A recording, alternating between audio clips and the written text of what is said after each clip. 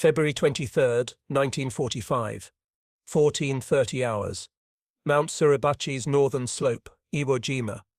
Lieutenant Tanaka Yoshio crouches in the reinforced concrete bunker listening to American Marines advancing up the volcanic ash slopes above. For 4 days, his company has held these interconnected positions against overwhelming firepower. They've inflicted terrible casualties, but the Americans keep coming. The explosion is different. Closer. More focused. The reinforced concrete wall cracked. Through the opening, Tanaka glimpses something impossible. A single Marine, no tank visible. No artillery nearby, holding a strange tube on his shoulder. The Marine fire. The projectile strikes their secondary bunker 30 meters away, and the fortification that withstood 3 days of naval bombardment collapses inward. What weapon is that? Corporal Sato asks, pressing against the wall as another explosion rattles their position. Tanaka has no answer. In 3 years fighting from Guadalcanal to Tarawa, to now Iwo Jima, he's never seen American infantry destroy fortifications independently. The Americans have tanks, artillery, aircraft, but those require coordination. This is different. One soldier, one tube, one shot that penetrates concrete through the firing slit. Tanaka watches more Marines advancing. Several carry the tubes. They move in coordinated teams, some firing rifles while others aim tubes at bunker entrances, pillboxes, cave mouths. Each shot produces an explosion that collapses positions Japanese engineers assured them were impervious to anything but direct artillery. They're destroying our defenses with infantry weapons. Tanaka says quietly, no tanks, no artillery support, just soldiers with tubes. The American advance continues through afternoon. Tanaka's company, 87 men that morning, is being reduced systematically, not by overwhelming assault, but by methodical destruction of each position. The tubes fire, bunkers collapse, Marines assault through the smoke. Japanese survivors find themselves fighting hand-to-hand against Americans who've bypassed prepared defenses. By 1600 hours, Tanaka's position is untenable. Americans have destroyed 5 of 7 bunkers. Ammunition runs low. Water is gone. Half his men are casualties. He orders retreat through tunnel systems to secondary positions deeper in the mountain. Corporal Sato stays behind to cover withdrawal. Minutes later, he emerges from darkness, dragging something heavy. Lieutenant, I found this, the tube weapon. In dim lamplight, Tanaka examines the captured equipment, a smooth metal tube approximately 1.5 meters long, with grip mechanism and crude sight. Remarkably simple construction. No complex machinery. Yet this device destroyed fortifications. Japanese engineers spent months building. Beside the tube, 2 projectiles in canvas bags, finned rockets with warheads that seemed too small for the explosions they witnessed. How does it work? Sato asks. Tanaka studies the mechanism, electrical connections, trigger assembly, peculiar wire mesh at the rear. American weapons are typically over-engineered. This seems almost primitive, yet he watched it destroy concrete bunkers from ranges where rifle fire is ineffective. I don't know, Tanaka admits, but we need to understand it. Every position we lost today fell to these tubes. If we don't learn to counter them, every fortification on this island is vulnerable.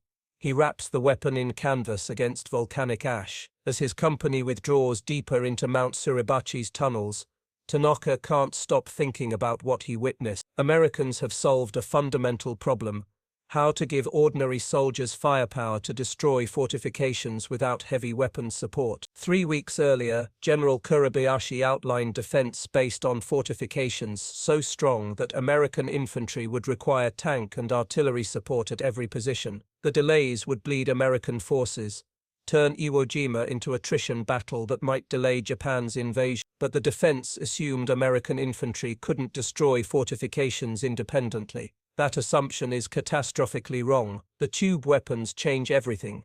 Americans advance in coordinated teams. Some fire tubes to breach defenses while others exploit openings. The network of mutually supporting bunkers is being dismantled position by position.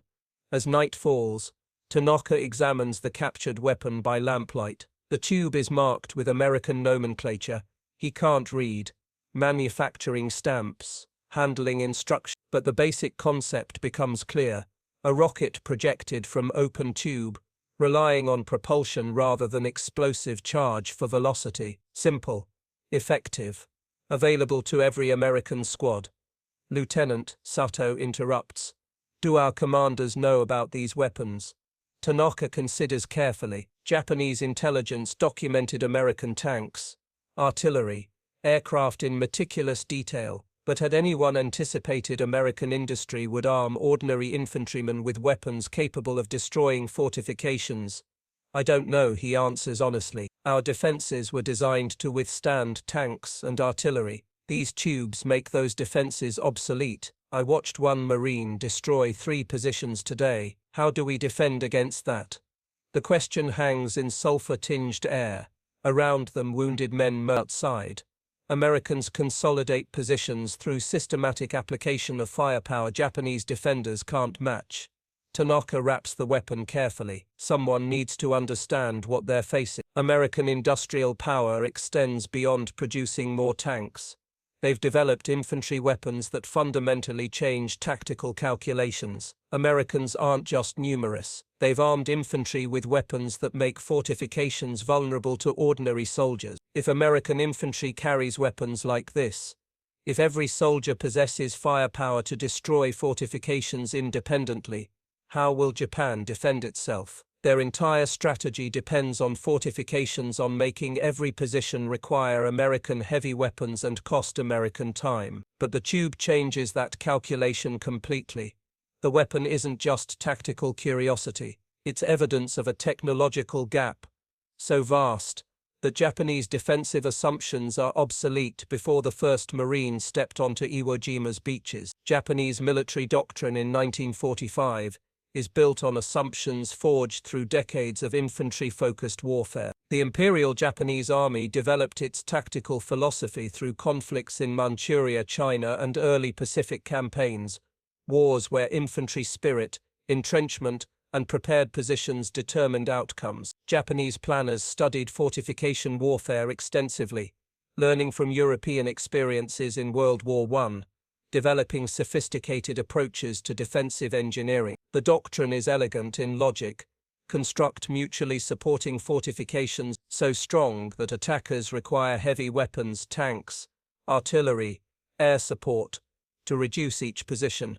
Force enemies into time-consuming combined arms operations for every bunker, every cave, every defensive work. Bleed them slowly.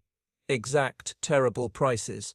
Make every meter cost American lives and American time. On Iwo Jima, General Kuribayashi perfected this approach. 11 miles of tunnels connecting 1,500 rooms, bunkers designed to withstand 500-pound bombs and 16-inch naval shells. But the doctrine contains critical blind spot.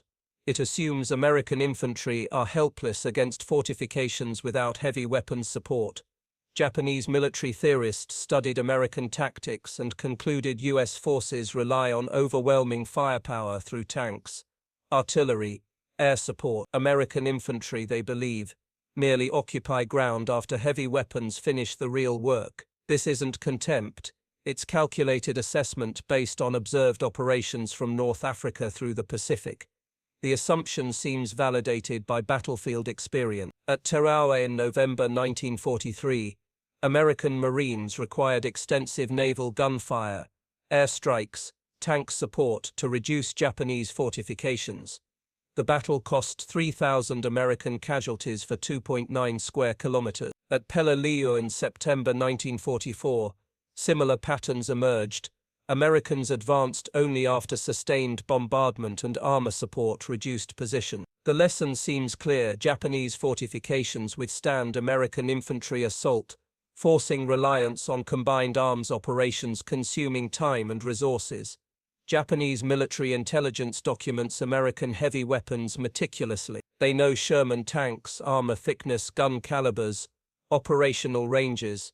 They catalogue American artillery, 5mm howitzers, 55mm guns, shell weights, maximum ranges, rates of fire. They study American aircraft B-24 bombers, P-47 fighters, ordnance loads, bombing patterns. Intelligence officers prepare detailed reports on American combined arms doctrine, coordination procedures, communication methods, assault patterns.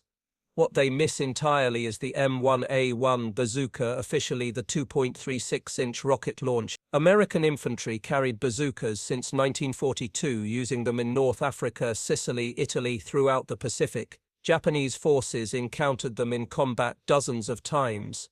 Yet somehow the weapon never registers as strategically significant in Japanese military analysis. Intelligence reports mention infantry anti-tank weapons, occasionally but always in passing, always as secondary details in reports focused on American tanks and artillery. The oversight isn't incompetence, it's conceptual blindness rooted in Japanese military culture and industrial reality. Japanese infantry doctrine emphasizes rifle marksmanship, bayonet charges, close combat. Heavy weapons belong to specialized units, tank battalions, artillery regiments, engineer companies. The idea that ordinary infantry squads might carry weapons capable of destroying fortifications contradicts fundamental assumptions about military organization and tactical employment. Japan's industrial limitations reinforce this blindness. Japanese factories struggle to produce sufficient rifles, machine guns, artillery pieces for expanding armies. The concept of mass-producing sophisticated rocket weapons for distribution to every infantry squad seems economically impossible. Japanese military planners assume Americans face similar constraints. They're wrong. American industrial capacity operates on scale Japanese planners literally cannot imagine.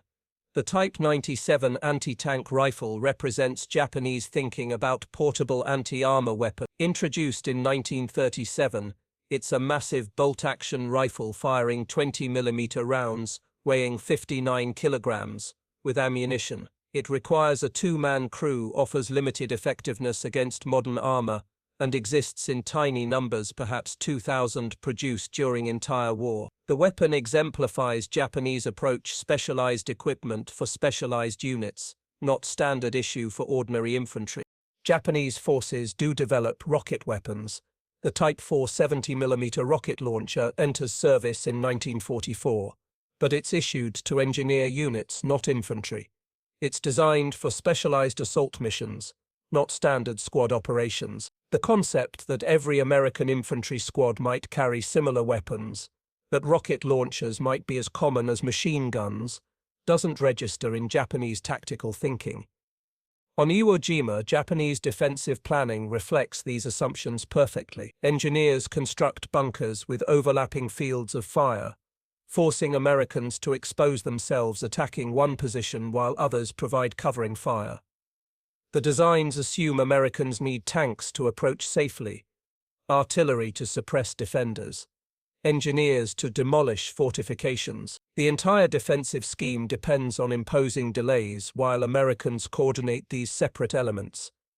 Lieutenant Tanaka's combat experience reinforces official doctrine. At Guadalcanal in 1942, he watched American attacks falter against prepared positions until tanks and artillery arrived. At Tarawa in 1943, Japanese fortifications held until systematic bombardment reduced them. The pattern seemed consistent. American infantry couldn't breach strong positions independently. They needed support. They needed time to coordinate. That time allowed Japanese defenders to exact terrible casualties. But something changed. American industry didn't just produce more weapons. It fundamentally altered what infantry could do independently. The bazooka represents this transformation. It's not specialized equipment requiring specialized training. It's standard issue distributed to ordinary squads, operated by regular infantrymen. Americans solved the portable firepower problem, not through individual weapons, excellence, but through mass production and universal distribution. The conceptual gap extends beyond technology to military philosophy. Japanese doctrine views infantry as rifle-armed soldiers supported by specialized weapons units. American doctrine views infantry squads as combined arms teams in miniature, rifles, automatic weapons, grenade launchers, now rocket launchers, all organic to the unit. Japanese squads call for support. American squads carry their own. This philosophical difference manifests in industrial priorities. Japan produces 6,000 bazookas during entire war, the Type 4 rocket launcher for specialized units.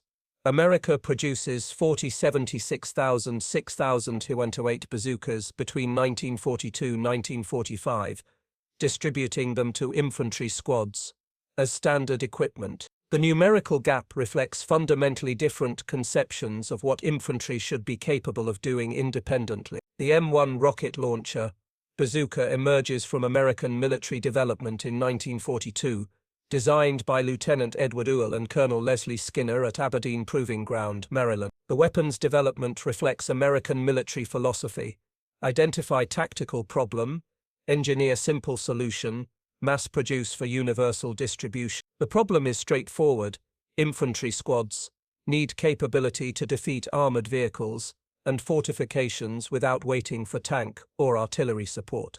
The design is elegantly simple: a smoothbore steel tube, 54 inches long, weighing 13.3 pounds empty. The operator loads a 2.36-inch rocket from the rear, shoulders the weapon, aims using basic iron sights, and completes an electrical circuit via trigger grip. The rocket's motor ignites, propelling the projectile through the open tube at 26. The shaped charge warhead, based on Munro effect principles, focuses explosive force into penetrating jet, capable of punching through 4 inches of armor plate or 12 inches of reinforced concrete. The weapon's nickname comes from its resemblance to a musical instrument used by comedian Bob Burns. A simple tube, producing unexpected results. The name sticks. By June 1942, production begins. By November 1942, bazookas see first combat use in North Africa during Operation Torch. American infantry suddenly possess organic anti-armor capability that previously required anti-tank guns or artillery. Production numbers tell the story of American industrial commitment. The M1 model enters production in 1942, 5,000 units per month. Initially, the improved M1A1 variant, featuring better sights, modified trigger mechanism, and improved electrical contacts, begins production in 1943. Monthly production reaches 30,000 units by mid-1940s. By war's end, American factories produce 47,648 bazookas total, more rocket launchers than Japan produces rifles in equivalent period. The weapon's distribution is equally remarkable. U.S. Army infantry doctrine by 1944 authorizes 3 bazookas per rifle company, 1 per rifle platoon. Marine Corps units on Iwo Jima carry similar allocations, though combat losses and operational needs often see additional weapons distributed. Each battalion landing on Iwo Jima's beaches carries approximately 40 bazookas, with additional supplies available through logistics. The 4th and 5th Marine Divisions assaulting Iwo Jima collectively deploy approximately 600 bazookas in initial waves. Ammunition production matches weapon availability. Each 2.36-inch rocket costs $18 to manufacture, expensive by 1945 standards, but American industry produces 15,603,000 rockets. During war, each bazooka team typically carries 6 rounds in combat, with additional ammunition available through supply chains. On Iwo Jima, Marine logistics personnel establish ammunition dumps specifically for bazooka rockets, treating them as standard infantry supply rather than specialized ordnance. The weapon's tactical employment evolves through combat experience. Initial doctrine envisions bazookas primarily for anti-tank roles, ambushing armor, defending against breakthrough attempts. But Pacific combat reveals different application. Against Japanese fortifications on Tarawa, Saipan, Peleliu, Marines discover bazookas excel at destroying bunkers, collapsing cave entrances, neutralizing pillbox. The shaped charge warhead, designed to penetrate tank armor, proves devastating against reinforced concrete when fired at embrasures, firing slits, or structural weak points. By Iwo Jima, bazooka tactics are refined. Two-man teams, gunner and loader, operate semi-independently, moving with rifle squads. When encountering fortified positions, the team advances under covering fire, achieves firing position within 5,100 meters of target, and engage. The loader prepares subsequent rounds while gunner fires, allowing rapid follow-up shots. Effective teams can place 3 rockets on target within 2 minutes, enough firepower to collapse most Japanese defensive works. The weapon's simplicity enables rapid training. Basic bazooka operation requires approximately 8 hours of instruction. Soldiers learn loading procedures, electrical circuit completion, aiming techniques, safety protocols. Advanced training covers range estimation, moving target engagement, firing from various positions. Most Marines landing on Iwo Jima received bazooka familiarization training, even if not designated bazooka operators, ensuring casualties don't eliminate squad capability. Japanese forces possess no equivalent weapon. The Type 470mm rocket launcher enters service in 1944, but production totals perhaps 1,200 units for entire war. It's issued to specialized engineer assault units, not infantry companies. The launcher weighs 11 pounds, fires finned rockets similar in principle to American bazookas, but Japanese doctrine treats it as specialized equipment for specific missions rather than standard squad armament. The Type 97 20mm anti-tank rifle represents earlier Japanese thinking, a bolt-action rifle firing armor-piercing rounds, effective against light vehicles, but obsolete against medium tanks. It weighs 59 kilograms with ammunition, requires 2-man crew, offers limited tactical flexibility. More importantly, production numbers are minuscule, perhaps 2,000 total units. Japanese infantry squads encountering armor generally rely on magnetic mines, satchel charges, suicide tactics, methods requiring close approach and exposing soldiers to devastating defensive fire. The industrial disparity is staggering. American bazooka production 6,208 units. Japanese rocket launcher production 1,200 units. American rocket ammunition 15,000, 6,000, 3,000 rounds. Japanese equivalent perhaps 50,000 rounds total. The numbers reflect different industrial capacities, but also different military philosophies. Americans view portable heavy weapons as infantry necessities. Japanese view them as specialized equipment for specialized units.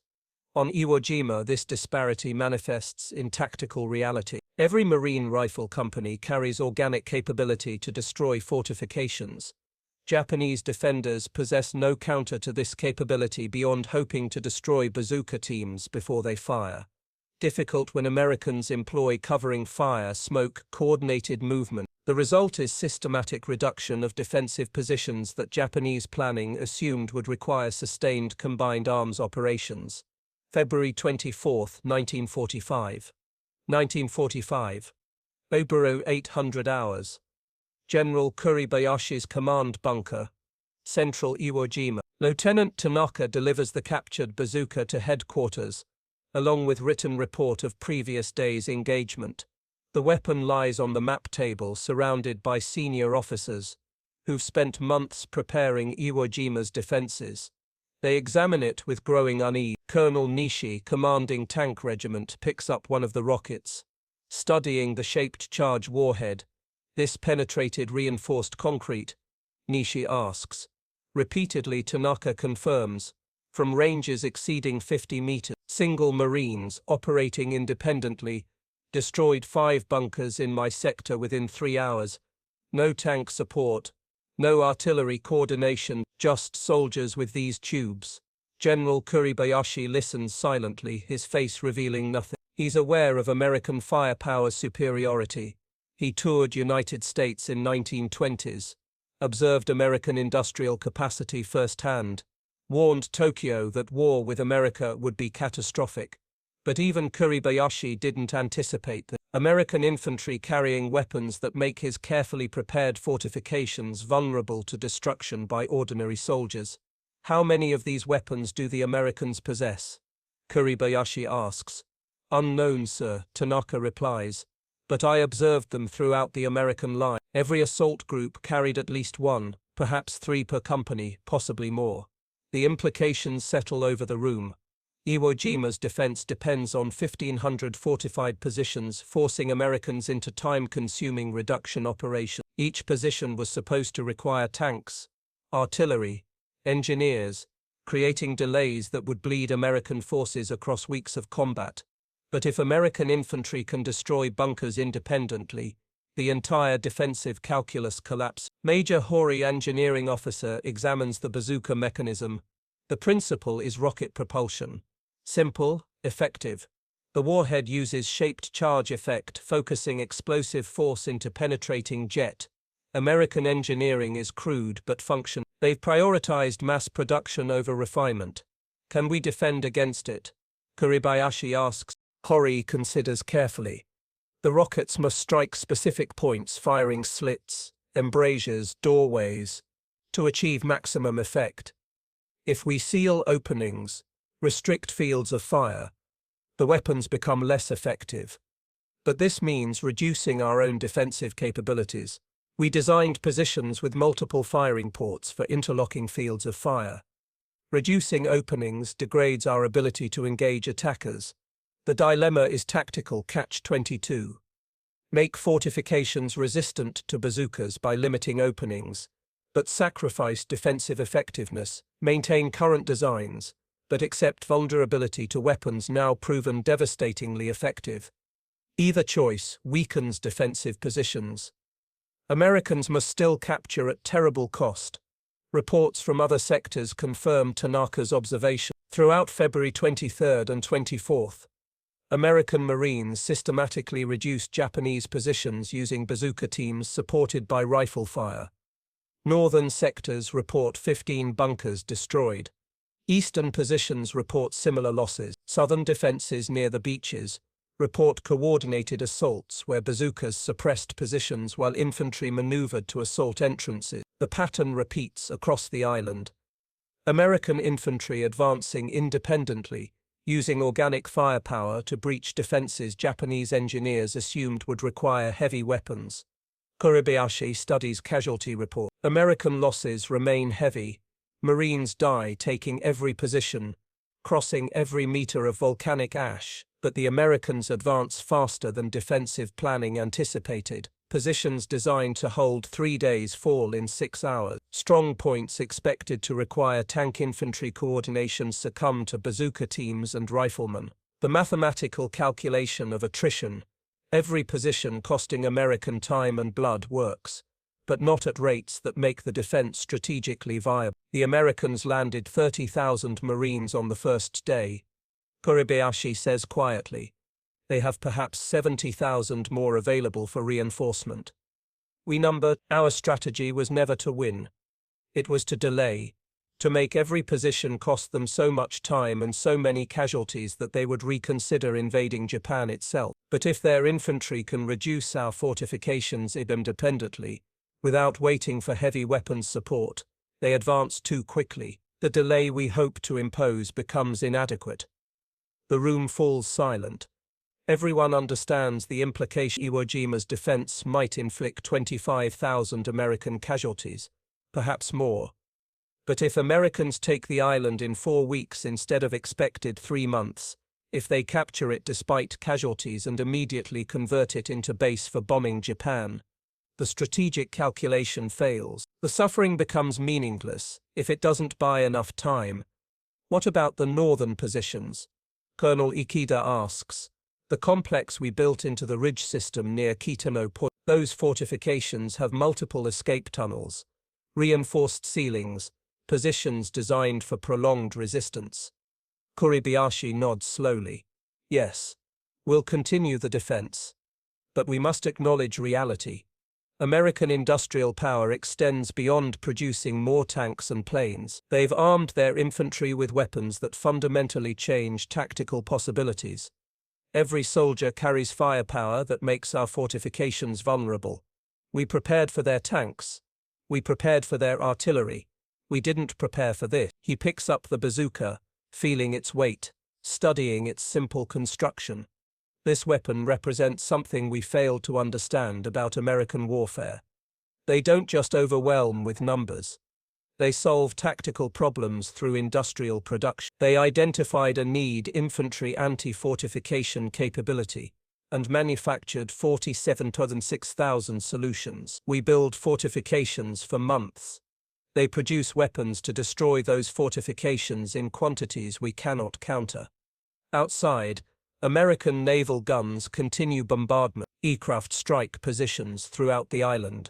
Marines advance meter by meter through volcanic ash, dying in terrible numbers but advancing nonetheless. And in every American squad, Marines carry tubes that destroy fortifications Japanese defenders cannot adequately protect or counter. The turning point isn't sudden defeat.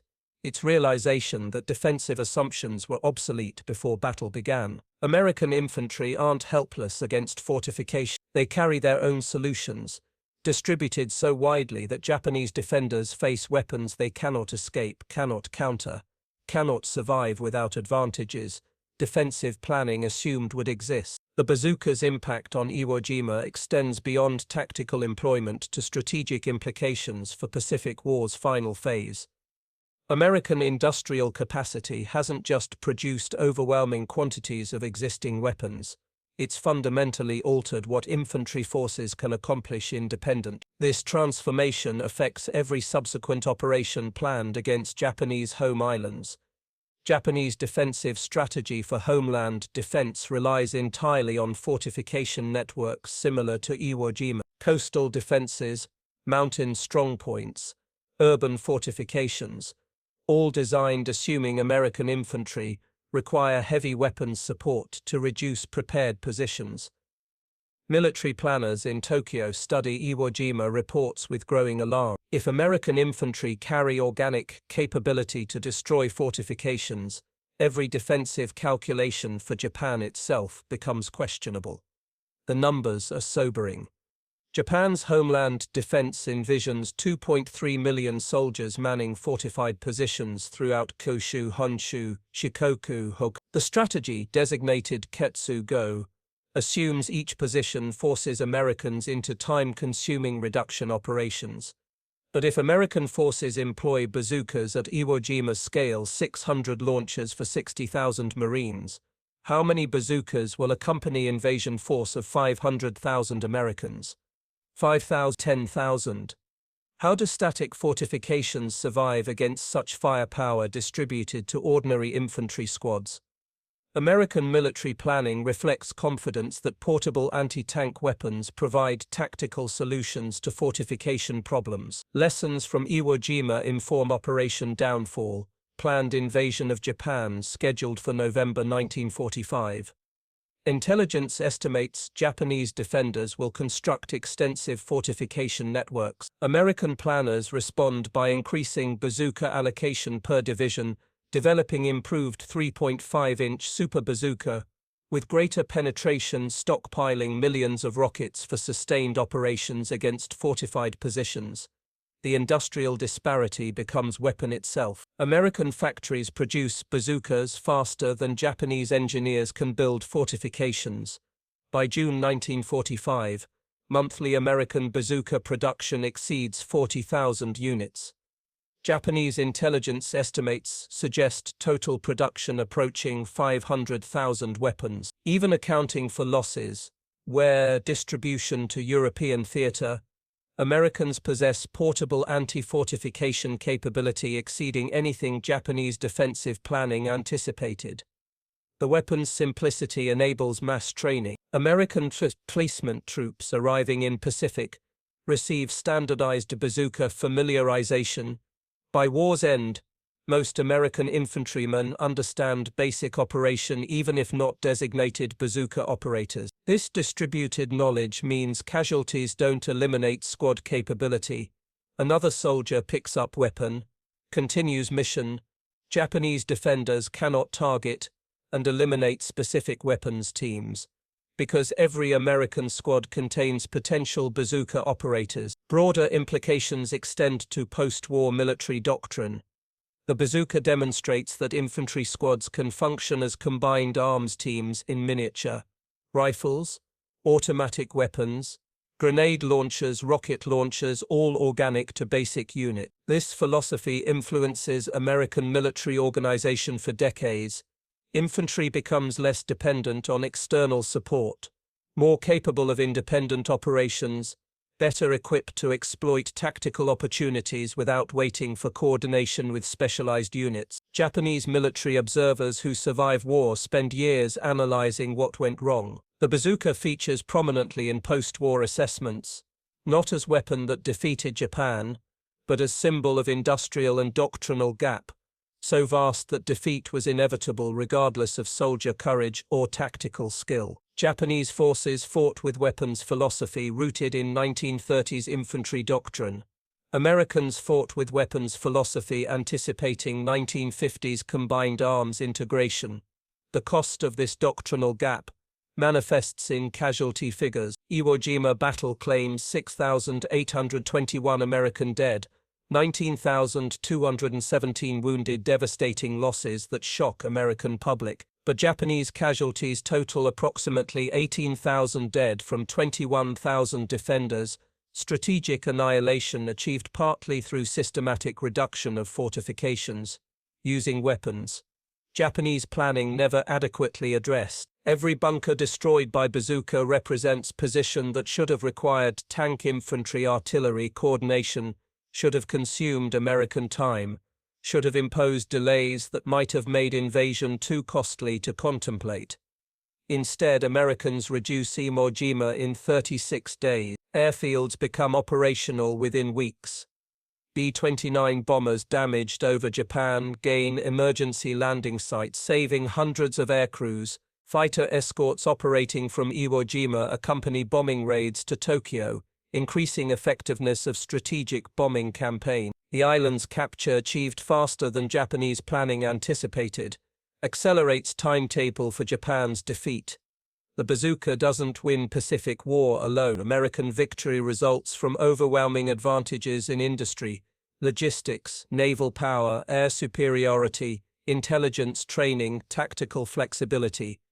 But the weapon symbolizes how American industrial capacity solved tactical problems Japanese forces couldn't counter. Every Marine carrying bazooka represents industrial system capable of identifying infantry needs and producing solutions in quantities that overwhelm defensive preparations. For Lieutenant Tanaka, surviving in Iwo Jima's northern caves during battle's final days, the captured bazooka represents more than tactical threat. It's evidence that Japan faces enemy whose industrial power extends beyond imagination, whose ordinary soldiers carry weapons Japanese specialized units lack, whose military philosophy accepts that infantry should possess capabilities Japanese doctrine reserves for specialized formations. The gap isn't just technological, it's conceptual, industrial, philosophical gap so fundamental that courage and determination cannot bridge it. When Tanaka finally surrenders on March 26, 1945, one of approximately 216 Japanese prisoners taken from Iwo Jima's 21,000 defenders, he carries memory of that captured bazooka, simple tube, crude construction, yet devastating effectiveness that rendered months of defensive preparation inadequate. The weapon that changed everything not through individual excellence, but through American commitment to solving tactical problems through industrial mass production. March 26, 1945. 0730 hours. Northern Caves, Iwo Jima. Lieutenant Tanaka emerges from the cave system into harsh morning light, hands raised, moving slowly toward American positions. Behind him, 3 other survivors follow, all that remains of the 87 men who held Mount Suribachi's northern slope 31 days ago. The volcanic ash still covers everything, but American flags fly from multiple positions now. American vehicles move freely across terrain. Japanese defenders once controlled, American engineers operate equipment constructing airfields from volcanic rock. An American officer approaches cautiously, rifle ready but not aimed. Tanaka notices details despite exhaustion. The Marine lieutenant is young, perhaps 23, wearing utilities stained with volcanic ash and sweat. But most significantly, leaning against nearby crater wall, Tanaka sees a bazooka, the tube that changed everything, the weapon that rendered months of preparation inadequate. Through interpreter, the American asks standard questions. Unit. Rank. When did you last eat? Tanaka answers mechanically, his mind elsewhere. He's thinking about the captured bazooka he delivered to General Kuribayashi's headquarters, about the conversations that followed, about defensive calculations that collapsed when confronted with reality of American infantry carrying their own fortification-destroying capability. The Americans treat prisoners correctly. Water, rations, medical attention for wounded. Tanaka sits in processing area watching American operations with professional interest despite defeat. Supply trucks moving constantly. Engineers operating bulldozers, aircraft landing on partially completed runways. The industrial capacity that produced 47 to 6,628 bazookas, now converting Iwo Jima into forward base for bombing Japan. The same overwhelming production that armed every infantry squad with portable anti-fortification weapons, now building infrastructure that will accelerate Japan's defeat.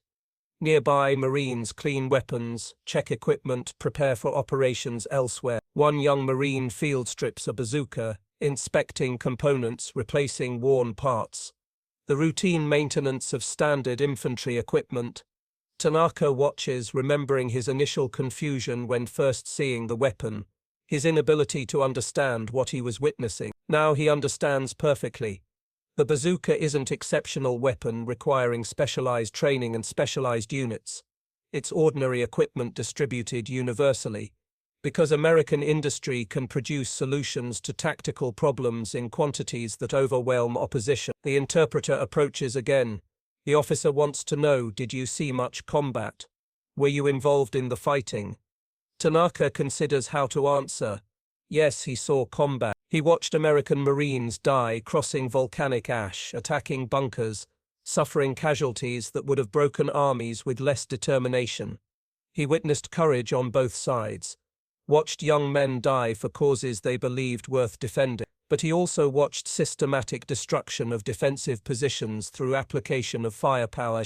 Japanese planning never adequately addressed.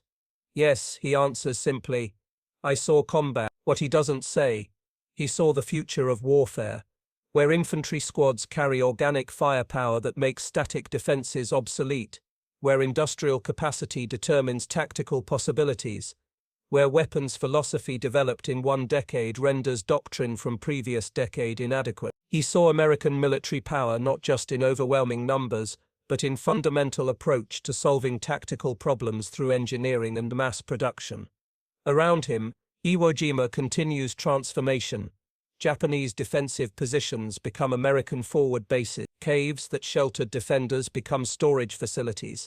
Terrain purchased with 26,000 total casualties, American and Japanese combined, now serves strategic purpose. Japanese defenders died trying to prevent B-29s damaged over Japan will land here. Fighter escorts will operate from here. The island's capture accelerates everything Japanese strategy hoped to delay. Tanaka thinks about home, about Japan, about what comes next. He knows invasion is inevitable. He knows Japanese homeland defense relies on fortifications similar to those that failed on Iwo Jima. He knows American forces will carry bazookas, thousands of them, perhaps tens of thousands, when they land on Japanese beaches.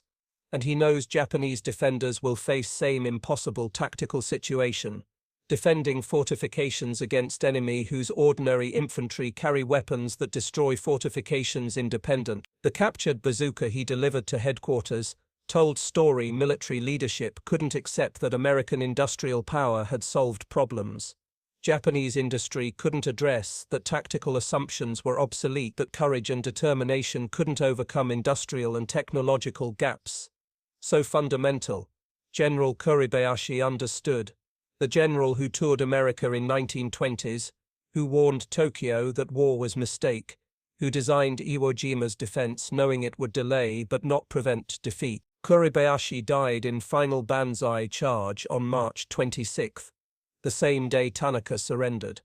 The general who understood everything, commanded brilliantly, and died knowing American industrial capacity would overwhelm any defense Japan could mount. The sun climbs higher over Iwo Jima's volcanic landscape.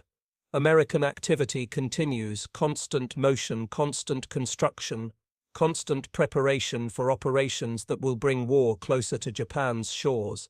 And somewhere in processing area, a simple metal tube lies against crater wall, the bazooka that changed tactical calculations, the weapon that demonstrated how American industry solved infantry problems Japanese doctrine never addressed, the symbol of industrial gap so vast that courage couldn't bridge it, determination couldn't overcome it, sacrifice couldn't prevent consequences.